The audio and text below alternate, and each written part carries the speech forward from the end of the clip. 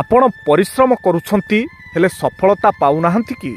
ତେବେ ଏହି ଛୋଟିଆ କାହାଣୀଟି ନିଶ୍ଚୟ ଶୁଣନ୍ତୁ। ଗୋଟିଏ ଜଙ୍ଗଲରେ ଜଣେ କାଠୁରିଆ ଦିନସାରା କାଠ କାଟୁଥିଲା। ସକାଳରୁ ସନ୍ଧ୍ୟା ପର୍ଯ୍ୟନ୍ତ ସେ କାଠ ଯେତେ କାଟି ପାରୁନଥିଲା ତା ଅପେକ୍ଷା ଅଧିକ ଝାଳ ତା ଦେହରୁ ବହି ଯାଉଥିଲା। ଦିନ ଶେଷରେ କେବଳ 2ଟି ଗଛ ହିଁ କାଟି ପାରୁଥିଲା। ସେଠାକୁ ଆଉ ଜଣେ ଲୋକ ଆସିଲା। ସେ କୁରାଢ଼ୀ ଉଠାଇ କାମ କରୁଥିଲା, ମଝିରେ ମଝିରେ ବିଶ୍ରାମ ମଧ୍ୟ ନେଉଥିଲା। କିନ୍ତୁ ସନ୍ଧ୍ୟା ସମୟରେ ସେ ବହୁତ ଅଧିକ କାଠ କାଟି ପାରୁଥିଲା। ପ୍ରଥମ କାଠୁରିଆ ରାଗିଯାଇ ପଚାରିଲା, ମୁଁ ତ ନିରନ୍ତର କାମ କରୁଛି, ତଥାପି ତୁମେ ମୋ ଠାରୁ ଅଧିକ କାମ କରିଦେଇ ପାରୁଛ? ଦ୍ୱିତୀୟ ଲୋକଟି ହସି କହିଲେ, ବନ୍ଧୁ, ମୁଁ ଯେତେବେଳେ ବିଶ୍ରାମ କରୁଥିଲି ସେତେବେଳେ ମୋ କୁରାଢ଼ୀର ଧାର ତୀକ୍ଷ୍ଣ କରୁଥିଲି।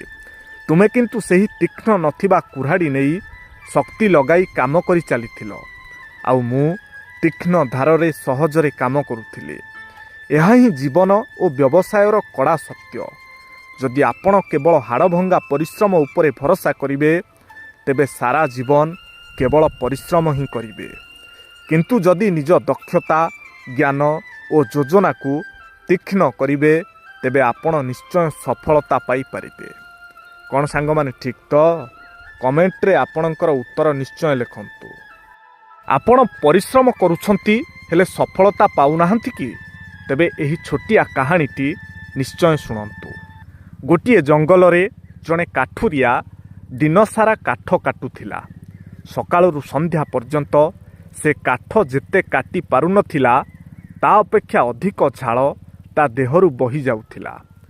ଦିନ ଶେଷରେ କେବଳ 2ଟି ଗଛ ହିଁ କାଟି ପାରୁଥିଲା। ସେଠାକୁ ଆଉ ଜଣେ ଲୋକ ଆସିଲା। ସେ କୁରାଢ଼ୀ ଉଠାଇ କାମ କରୁଥିଲା, ମଝିରେ ମଝିରେ ବିଶ୍ରାମ ମଧ୍ୟ ନେଉଥିଲା। କିନ୍ତୁ ସନ୍ଧ୍ୟା ସମୟରେ ସେ ବହୁତ ଅଧିକ କାଠ କାଟି ପାରୁଥିଲା। ପ୍ରଥମ କାଠୁରିଆ ରାଗିଯାଇ ପଚାରିଲା, ମୁଁ ତ ନିରନ୍ତର କାମ କରୁଛି, ତଥାପି ତୁମେ ମୋ ଠାରୁ ଅଧିକ କାମ କରିଦେଇ ପାରୁଛ?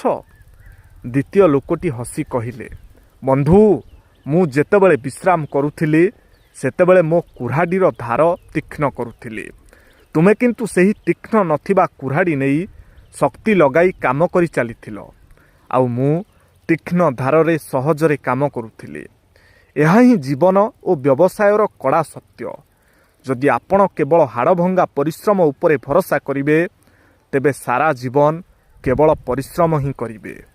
କିନ୍ତୁ ଯଦି ନିଜ ଦକ୍ଷତା, ଜ୍ଞାନ ଓ ଯୋଜନାକୁ ତୀକ୍ଷ୍ଣ କରିବେ ତେବେ ଆପଣ ନିଶ୍ଚୟ ସଫଳତା ପାଇପାରିବେ। କ'ଣ ସାଙ୍ଗମାନେ, ଠିକ୍ ତ? କମେଣ୍ଟରେ ଆପଣଙ୍କର ଉତ୍ତର ନିଶ୍ଚୟ ଲେଖନ୍ତୁ।